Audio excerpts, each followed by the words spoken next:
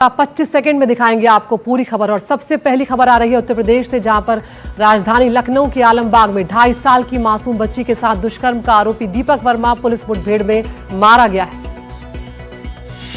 लखनऊ के आलमबाग मेट्रो के नीचे फुटपाथ पर सोई बच्ची के साथ बलात्कार का आरोपी मुठभेड़ में मार गिराया गया। पुलिस की छापेमारी के दौरान आरोपी दीपक वर्मा भागने की फिराक में था, तभी मुठभेड़ हुई और वो घायल हुआ। बाद में उसकी मौत हो गई। इस घटना के बाद से ही पुलिस उसकी तलाश में जुटी हुई थी। 5 अलग अलग टीमों का गठन भी किया गया था, जो लगातार छापेमारी कर रही थी। ये घटना 5 जून की है, जिसके बाद पीड़िता मासूम बुरी तरह घायल थी। बिहार के मुजफ्फरपुर जिले में 8वीं की छात्रा से बलात्कार के आरोपी मुकेश राय ने सरेंडर किया है। आरोपी ने उस वक्त सरेंडर किया जब उसकी संपत्ति पे बुलडोजर कार्रवाई शुरू हुई। बिहार में एक बार फिर बुलडोजर का खौफ दिखा है। जब पुलिस मुजफ्फरपुर रेप कांड के आरोपी मुकेश राय के घर बुलडोजर लेकर पहुंची तो उसने खुद सरेंडर कर दिया। 31 मई की रात यहाँ के तुर्की थाने क्षेत्र के एक गांव में नाबालिग लड़की से बलात्कार हुआ, जिसका आरोपी मुकेश फरार था। इसके बाद पुलिस ने कोर्ट के आदेश पर की जब्ती की प्रक्रिया शुरू की और उसके घर के अवैध निर्माण पर बुलडोजर एक्शन शुरू किया। बिहार के सीतामढ़ी जिले से एक शर्मनाक तस्वीर सामने आई, जहां महज टॉफी चुराने के आरोप में एक दुकानदार ने बच्चों के साथ बहुत बुरा बर्ताव किया है। सीतामढ़ी के मल्लाही गांव में टॉफी चुराने के आरोप में एक किराना दुकानदार ने 5 बच्चों को पहले निर्वस्त्र किया और फिर रस्सी से बांधकर उन्हें बाजार में घुमाया। इतना ही नहीं, दुकानदार ने बच्चों के मुंह पर चूना पोत दिया। सोशल मीडिया पर वीडियो वायरल होने के बाद लोगों ने दुकानदार पर कड़ी कार्रवाई की मांग की है, जिसके बाद पुलिस ने FIR दर्ज की है। मामले के 3 आरोपियों को गिरफ्तार कर लिया गया है।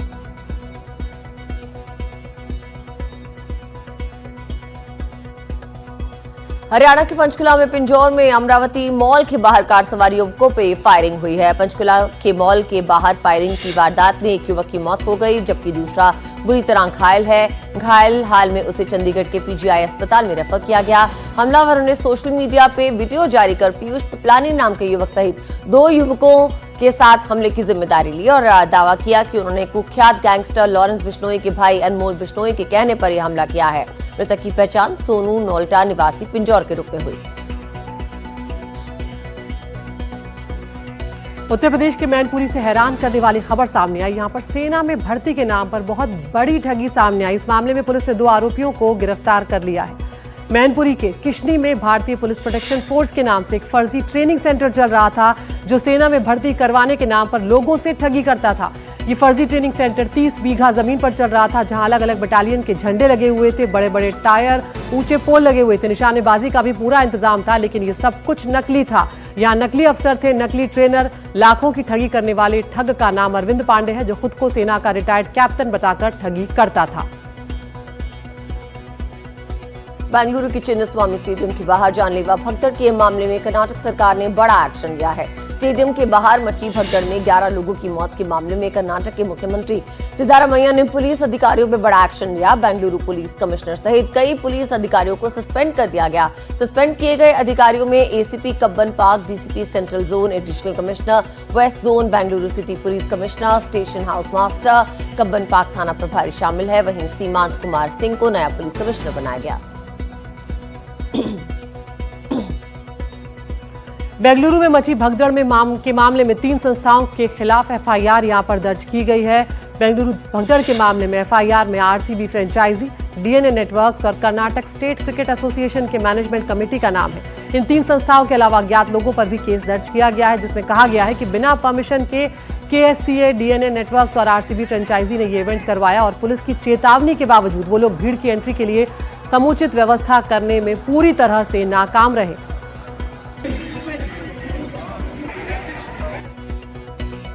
त्रिपुरा के अगरतला से 13 बांग्लादेशी नागरिकों को पकड़ा गया है। ये सभी संभावित घुसपैठी हैं।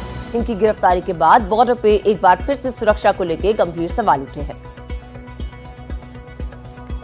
अगरतला की आमताली पुलिस ने शक के आधार पर जिन 13 बांग्लादेशी नागरिकों को पकड़ा है, उनमें से 2 महिलाएं हैं। इन सभी से पूछताछ करने के बाद इन्हें मोबाइल टास्क फोर्स को सौंप दिया गया। जांच के दौरान सुरक्षा एजेंसी को शक हुआ है कि ये सभी बांग्लादेश के उस संगठन से जुड़े हो सकते हैं जो चिटगांव इलाके में हथियारों को लेकर सक्रिय हैं। जांच एजेंसियों को यह भी शक है कि ये सभी बांग्लादेशी नागरिक त्रिपुरा यूनाइटेड नेशनल फ्रंट के संपर्क में थे। एक वीडियो सामने आया जिसे देख के आपके रोंगटे खड़े हो जाएंगे। रफ्तार कैसे मौत बनकर आती है। वियतनाम का ये वीडियो सिर्फ 60 सेकंड में मौत का सामना कैसे हुआ।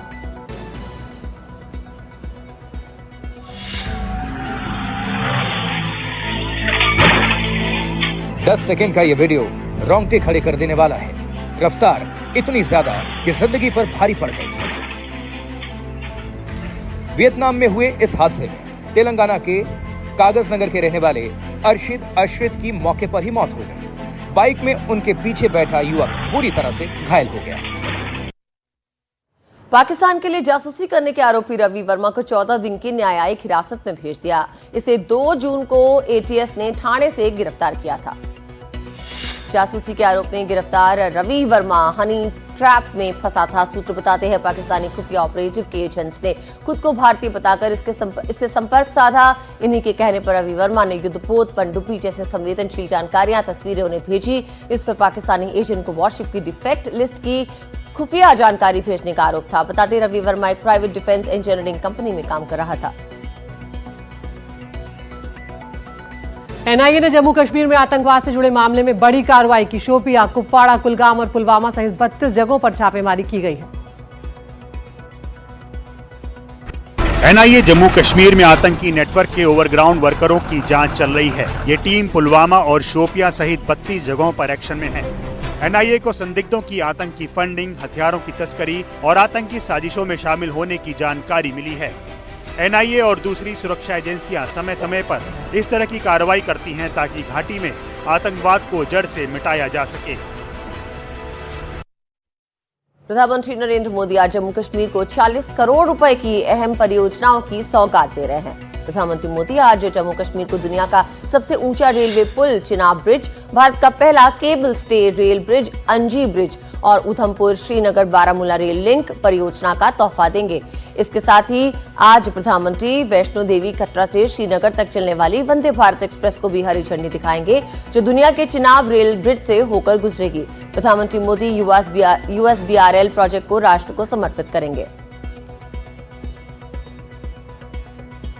जम्मू कश्मीर में आज प्रधानमंत्री चिनाब ब्रिज और अंजी खड्ड ब्रिज का उद्घाटन करने जा रहे हैं। चिनाब ब्रिज का उद्घाटन जब करेंगे वो बेहद ही खास है क्योंकि ये 359 मीटर ऊंचा है और 1315 मीटर लंबा। इसके मुख्य मेहराब की लंबाई 467 मीटर है। इसे बनाने में 28,000 मीट्रिक टन से ज्यादा स्टील का इस्तेमाल हुआ है और इसकी लागत 14,000 करोड़ रुपए तक आई है। वहीं अंजी ब्रिज जो है भारत का पहला केबल स्टेड ब्रिज है। ये अंजी नदी पर कटरा सियासी के बीच में बना है और ये रिकॉर्ड 11 महीने में तैयार किया गया है।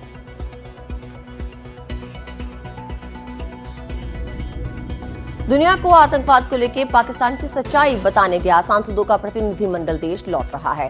ये सभी सांसद 10 जून को प्रधानमंत्री मोदी से मुलाकात करेंगे। दुनिया भर में पाकिस्तान को बेनकाब करने के बाद सांसदों का प्रतिनिधिमंडल 10 जून को प्रधानमंत्री के साथ डिनर पर मुलाकात करेगा। 7 सांसदों का प्रतिनिधिमंडल अलग अलग देशों में पहलगाम हमले और ऑपरेशन सिंदूर के बाद दुनिया भर के लिए रवाना हुआ था, जिसने आतंकवाद को लेकर पाकिस्तान के रवैये को सभी देशों के सामने उजागर किया। अब तक 5 प्रतिनिधिमंडल वापस लौट आए हैं, जबकि 2 प्रतिनिधिमंडल जल्दी वापस देश लौटने वाले हैं।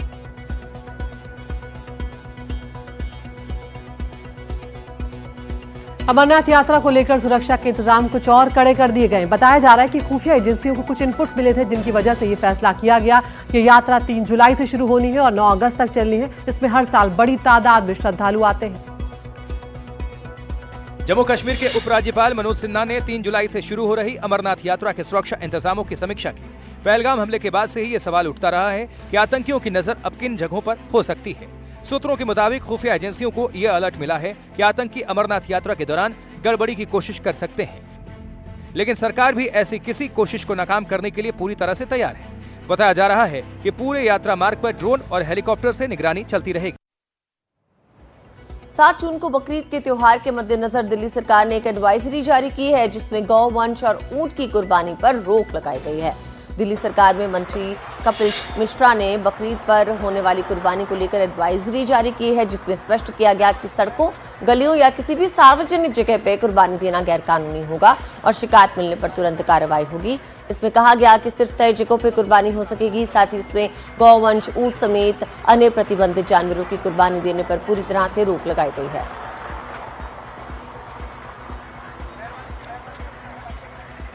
अयोध्या में कल वैदिक मंत्रों के उच्चारण और विधि विधान से राम दरबार की प्राण प्रतिष्ठा हुई है। इस मौके पर उत्तर प्रदेश के मुख्यमंत्री योगी आदित्यनाथ मुख्य अतिथि के रूप में मौजूद रहे। रामनगरी अयोध्या में दूसरी प्राण प्रतिष्ठा वैदिक मंत्रों के जप के साथ पूरी हुई। राम दरबार की प्राण प्रतिष्ठा बेहद भव्य ढंग से की गई। अयोध्या स्थित श्री राम जन्मभूमि परिसर में राजा राम और परकोटे में विराजमान अन्य देवी देवताओं की प्राण प्रतिष्ठा की गई, जिसमें मुख्यमंत्री आदित्यनाथ भी शामिल हुए। श्री राम जन्मभूमि मंदिर की पहली मंजिल पर प्राण प्रतिष्ठा के अनुष्ठान से पहले राम दरबार के समक्ष पूजा अर्चना हुई और प्राण प्रतिष्ठा से पहले मुख्यमंत्री ने रामलला के दर्शन भी किए।